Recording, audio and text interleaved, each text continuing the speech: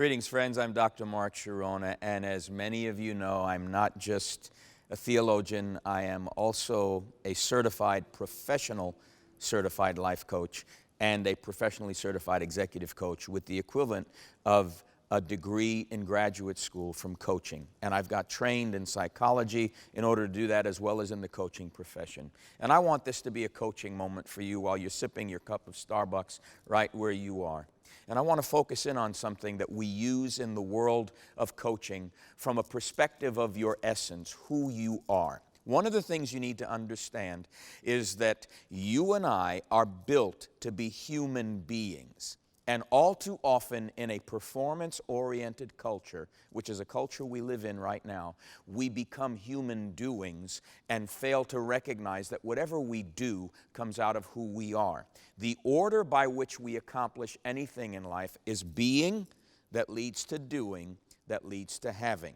Sadly, in the performance-oriented culture we live in, where we are driven to perform to get acceptance, we do in order to have so we can be who we want to be. We've got the cart before the horse, and we end up in performance-oriented modes of behavior, and we end up giving away our power so that others become the judges of whether we do well or not.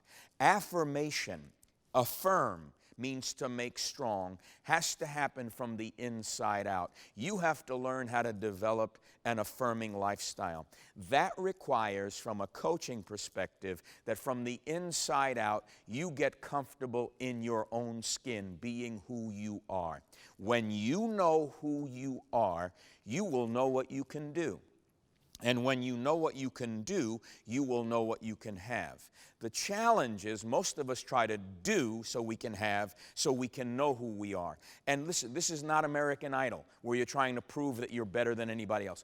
Competition is rooted in comparison, and ultimately, that kind of competition that's rooted in comparison eats away at our sense of well-being and drives us further into performance orientation. What if you get out of the rat race? What if you get off of that treadmill running nowhere fast and come back to a place, slow down to the speed of life, and come to terms with the fact that it's okay to be who you are in the skin you're in, and you stop comparing yourself to other people and start celebrating who you are and discovering in celebrating who you are your unique factor.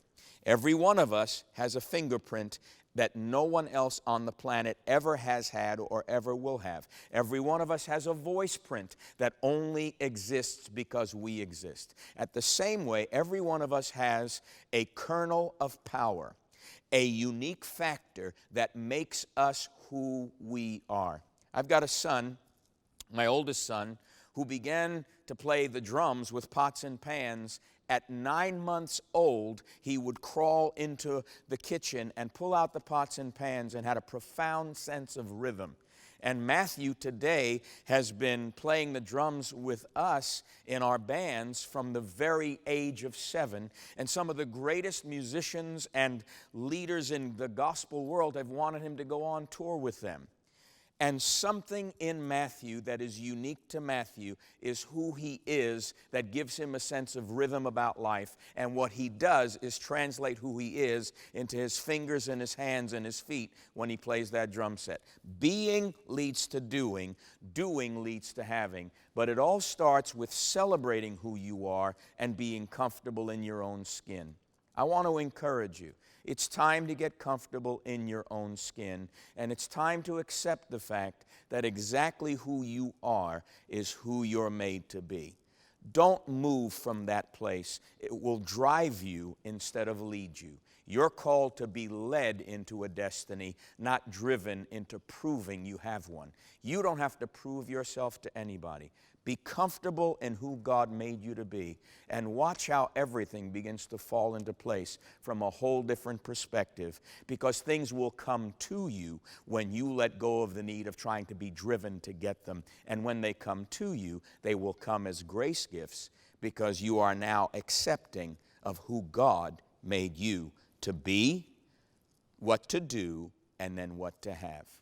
Bless you.